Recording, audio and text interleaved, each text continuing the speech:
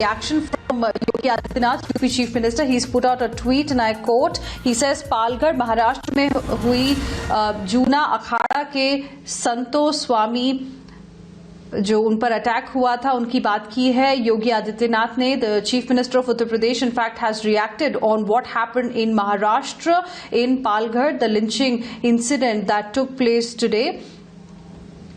And he says that he spoke to the Maharashtra Chief Minister Uddhav Thackeray yesterday, and he has asked that strict action should be taken against all those responsible for this brutal crime that has taken place. That's the big update coming in at this point in time. UP Chief Minister Yogi Adityanath putting out a tweet and reacting on Palghar incident that happened yesterday. He also says that he did have a conversation with the Maharashtra Chief Minister on this. Let's go across to my colleague Arunil joining us on the broadcast more on this. Arunil, now UP Chief Minister also demanding strong action. What is the latest as far as the Palghar case is concerned today?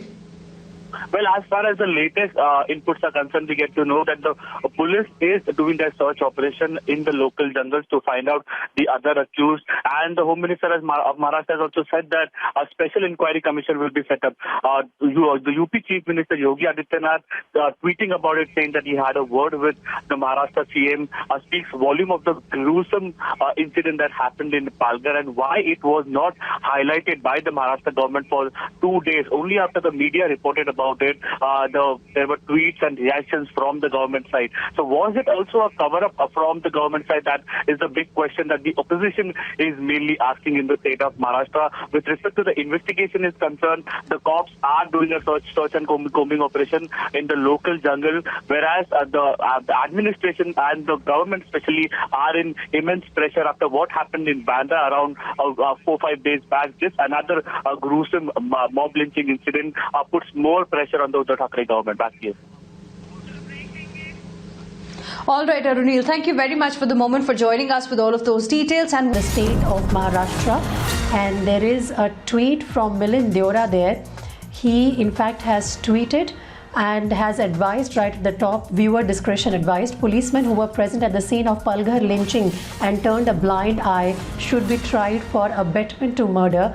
A high-level inquiry announced by Anil Deshmukh NCP must take cognizance of videos such as these. Remember, there are several horrific videos which are doing the rounds showing the lynching of 3 people in Palghar district of Maharashtra, and the cops on duty turned a blind eye to the plight of the people who were being lynched by a mob of more than 300 people as per some reports. Milind Deora in fact has drawn the attention of the Home Minister of Maharashtra, Anil Deshmukh, and has asked him to take cognizance of such videos. Let's go across to Arunil, who's got more inputs on the story. Arunil, well, on one hand these videos keep surfacing, on the other political statements are also coming one after the other.